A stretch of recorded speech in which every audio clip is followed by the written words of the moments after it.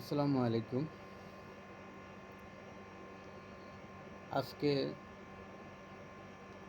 যে মুরাদনগর যে ট্রিপল মার্ডারের যিনি প্রধান সাক্ষী আহত অবস্থায় থাকার কারণে সে মিডিয়াতে আসতে পারেনি বা কোনো কিছু বলতে পারেনি। যেহেতু কিছুটা সুস্থ হয়েছে, আজকে তিনি সংবাদ সম্মেলন করে তিনি আসামিদের নাম, পরিচয় এবং সব কিছু আজকে সংবাদ সম্মেলনের মধ্যে তিনি প্রকাশ করবেন। যে মুরাদনগরের যে ট্রিপল মার্ডার, অর্থাৎ তিনজনকে যেভাবে হত্যা করা হলো, সেই হত্যার মূল আসামি, মূল কারিগর ছিলেন আমাদের একজন উপদেষ্টার বাবা, পিতা এবং বিল্লাল মাস্টার এবং ওই ইউনিয়নের চেয়ারম্যান শিমুল সহকার, আরও অনেকে এর সাথে সম্পৃক্ত, যে মর্মান্তিকভাবে একই পরিবারের তিনজনকে যেভাবে হত্যা করেছেন। আমরা দেখেছি যে বাংলা ভিশনের একটি রিপোর্টও সেটার সত্যতা প্রকাশ পাইছে, যে উপদেষ্টা আসিফের বাবা প্রধান আসামি এবং তার নেতৃত্বেই এই ট্রিপল মার্ডারের ঘটনাটা ঘটিয়েছে। আজও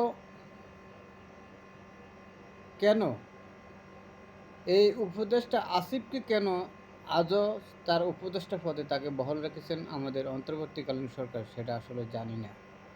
এমন একজন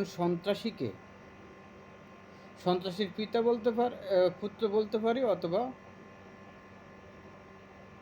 সেই আসিফের নেতৃত্বে হয়তো তার বাবা এটা করছে। হয়তো আমরা আসিফকে বলতে পারি একজন সন্ত্রাসী গ্যাং লিডার, অথবা তার বাবাকে বলতে পারি আমরা সেই গ্যাং লিডার, সন্ত্রাসী। কেন এমন একটা সন্ত্রাসীকে আজও সরকার, অন্তর্বর্তীকালীন সরকার তার উপদেষ্টা পরিষদে এখনও রাখলো?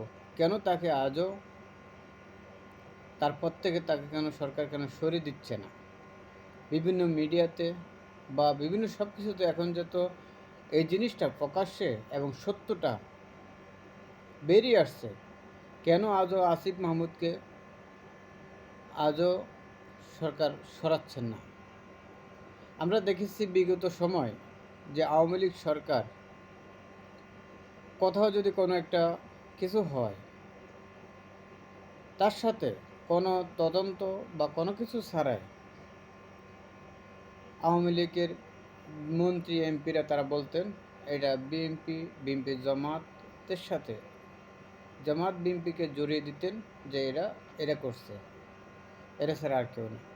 ঠিক তেমনি ঘটনাটা ঘটার সাথে সাথে আসিফ মাহমুদের ফেসবুক পোস্টে কি লিখলেন, কি বললেন, যে ফেসিবাদেরকে পুনর্বাসন করার জন্য এই ধরনের ঘটনা ঘটেছে। অর্থাৎ তিনি একজন সন্ত্রাসী, আসিফ মাহমুদ, তিনি এই ঘটনাটা ঘটিয়ে দায় চাপাচ্ছে অন্যের উপরে, অথবা তার বাপে ঘটনাটা ঘটায় তিনি ছাপাচ্ছেন অন্যের উপরে এই ঘটনাটা। যেমনটা আওয়ামী লীগ নিজেরা ঘটনা ঘটিয়ে বিএনপি জামাতের উপরে চাপিয়ে দিতেন, ঠিক তেমনি আসিফ মাহমুদও একই পথে গেছেন, যে তার বাবের সম্পৃক্ততা এখানে পুরোপুরি প্রকাশ্যে এবং একটি তার সম্পৃক্ত আছে। তিনি মুরাদনগরে এখন একটি চাষের রাজ্য তিনি সৃষ্টি করলেন, অর্থাৎ সন্ত্রাসের রাজ্য তিনি সৃষ্টি করলেন এই মুরাদনগরে, এই আসিফ মাহমুদ। কেন?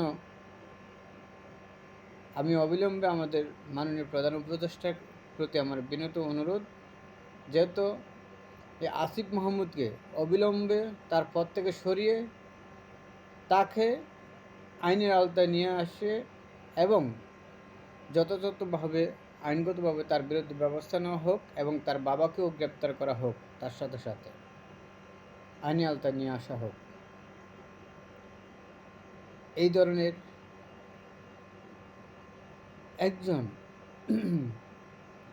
সন্ত্রাসীকে কোনোভাবে উপদেষ্টা পরিষদে রাখা দেশের জন্য, জাতির জন্য সেটা কলঙ্কিত হবে।